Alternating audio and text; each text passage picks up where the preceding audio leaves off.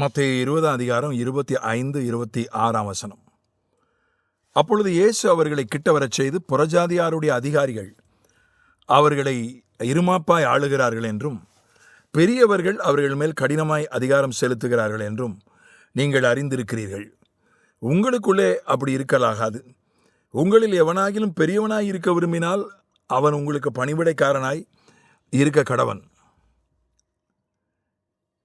இங்க ஆண்டவர் 2 பேர் 12ல் 2 பேர் எங்களுக்கு 2வது ஸ்தானமும் 3வது ஸ்தானமும் வேணும்னு கேட்டப்போ 10 பேர் கோவப்படுறாங்க. அப்போ அந்த 12 பேருக்கும் ஆண்டவர் ஒரு அறிவுரை சொல்றாரு. நீங்க பெரிய ஆள் ஆகணும்னா நீங்க எல்லாருக்கும் வேலை செய்யணும், எல்லாருக்கும் வேலைக்காரனா மாறணும். அதுக்கு அவர் ஒரு கம்பேரிசன் சொல்லுகிறார்.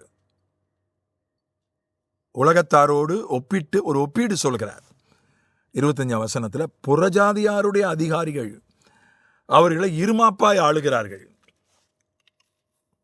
அவர்கள் மேல் கடினமாய் அதிகாரம் செலுத்துகிறார்கள். ஒரு பெரிய ஆளுனாலே அவருக்கு கீழே கொஞ்சம் பேர் இருப்பாங்க, சின்ன ஆட்கள் அவருக்கு கீழே இருப்பாங்க. நான் ஒரு ஆசிரியரை எடுத்துக்கிட்டேன் குறைஞ்ச ஒரு உதாரணத்துக்காக. ஆசிரியர் இப்போது அடிக்கக்கூடாது, திட்டக்கூடாது என்று சட்டம் இருக்கிறது. ஆனாலும் சில தண்டனைகளை ஆசிரியர்கள் கொடுக்கிறார்கள். சிலருக்கு சில நேரங்களில் அது அவசியப்படுகிறது. நானும் ஒரு வேத போதகன்தான், நானும் ஒரு பைபிள் ஆசிரியன்தான். என்னுடைய குடும்பமே 4 தலைமுறையா ஆசிரியர்கள். அதனால் ஆசிரியர்களை ரத்தம் என் உடம்புல ஓடுது. நான்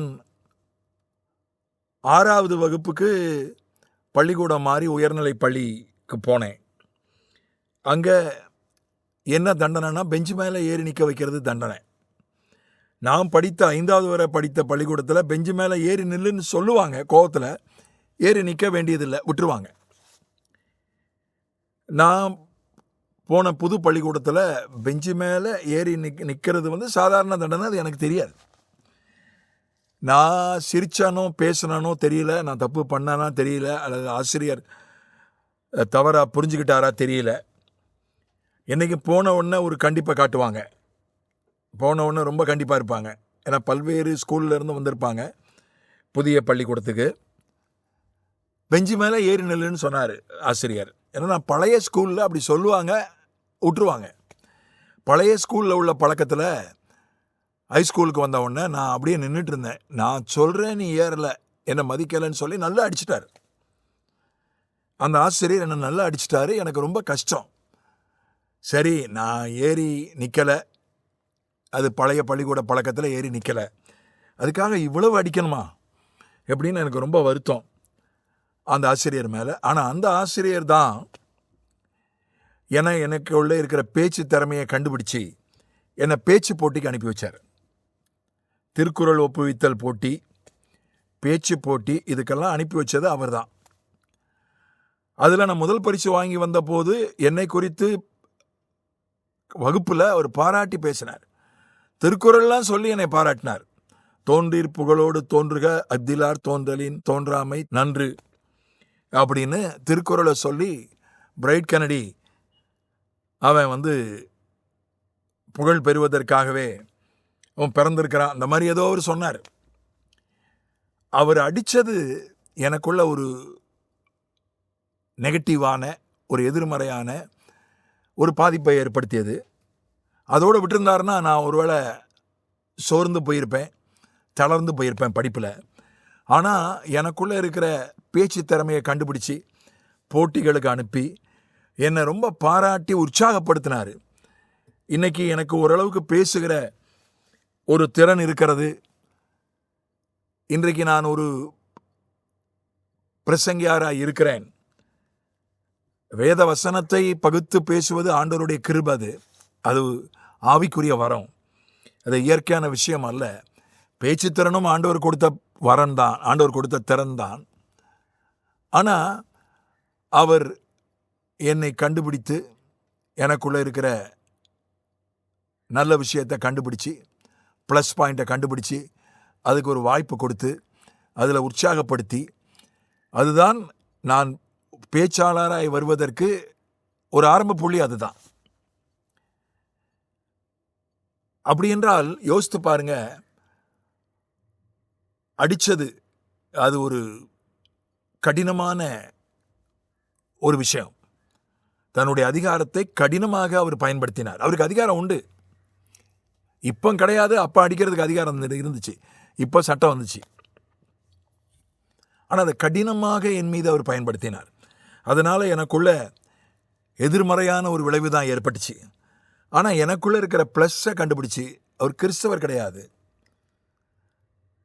அவர் எனக்குள்ளே இருக்கிற ஒரு ப்ளஸ்ஸை கண்டுபிடிச்சி, அதற்கு ஒரு வாய்ப்பு கொடுத்து, அதை என்னை பாராட்டி, என்னை கொண்டாடி, எனக்குள்ள ஒரு தன்னம்பிக்கையை ஊட்டி, அதுதான் இன்றைக்கு நான் பல்வேறு மேடைகளில் ஆங்கிலத்திலும் இந்தியிலும் தமிழிலும் ஆயிரக்கணக்கான மேடைகளில், டிவி நிகழ்ச்சிகளில், யூடியூப்பில் பேசியிருக்கிறேன் என்றால் அதற்கு அந்த ஆசிரியர் போட்ட அந்த ஆரம்ப புள்ளி தான் காரணம். இருமாப்பு வந்துடக்கூடாது. அதிகாரத்தை பயன்படுத்துவதற்கு இருமாப்பு வந்துடக்கூடாது. இருமாப்போடு அதிகாரத்தை செயல்படுத்துவது, அது ஆவிக்குரிய வாழ்க்கையில் அதை இயேசுநாதர் தவிர்க்கும்படி சொன்னார். புறஜாதியாருடைய அதிகாரிகள் இருமாப்பாய் ஆளுகிறார்கள். ஆனால் ஜனநாயகத்தில் அதை செய்ய மாட்டாங்க. ஓட்டு கேட்குற அரசியல்வாதிகள் வந்து காலில் வந்து விழுகிறாங்க. வயசானவங்களை கண்டா காலில் வந்து விழுகிறாங்க.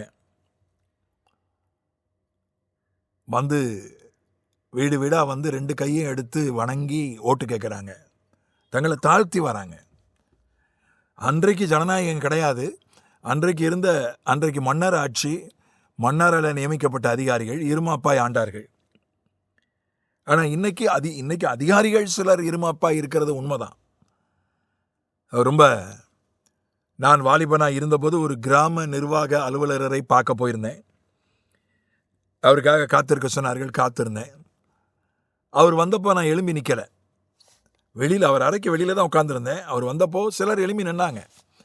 சில படிக்காதவங்க, ஏழைங்க எழுந்து நின்னாங்க. நான் வாலிபன், நடுத்தர வகுப்பை சார்ந்தவன், படித்தவன். நான் எழுந்து நிற்கிறேன். ஆனால் அவரை போய் பார்த்தப்போ அவர் விஷ் பண்ணேன். அவர் வந்து நான் எதுக்கு போனேனோ அந்த வேலையை செஞ்சு கொடுத்துட்டு அவர் அதை சொல்லி காட்டினார். நான் ஒரு அதிகாரி வர, நீ என்னை எழும்பி நிற்கலை,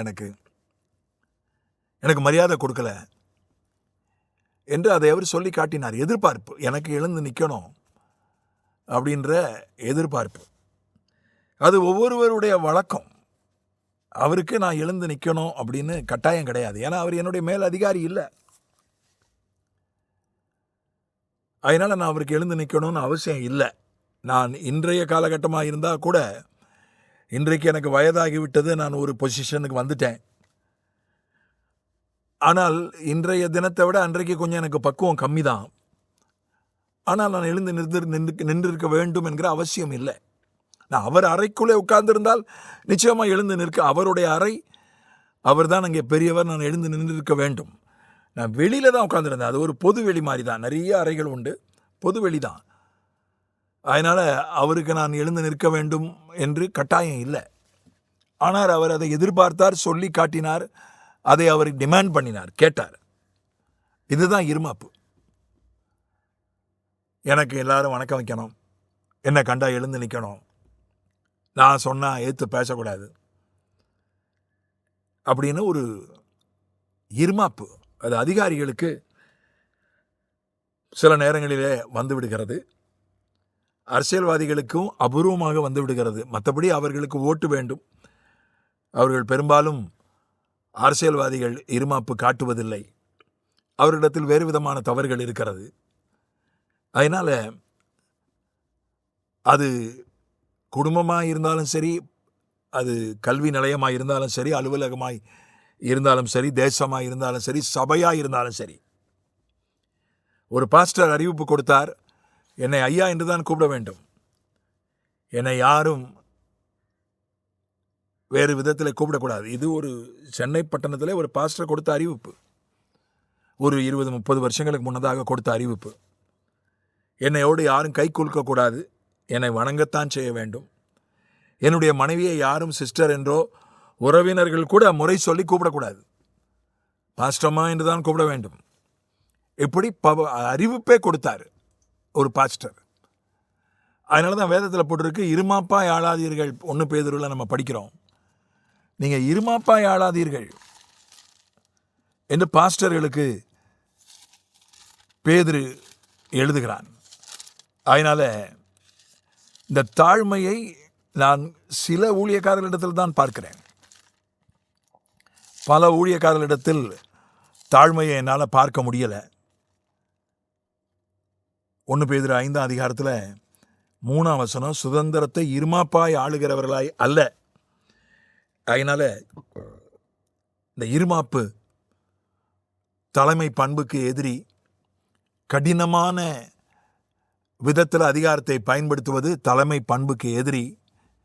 தாழ்மையின் ரூபம் எடுப்போம், மென்மையாக மக்களை கையாளுவோம். ஆமென்.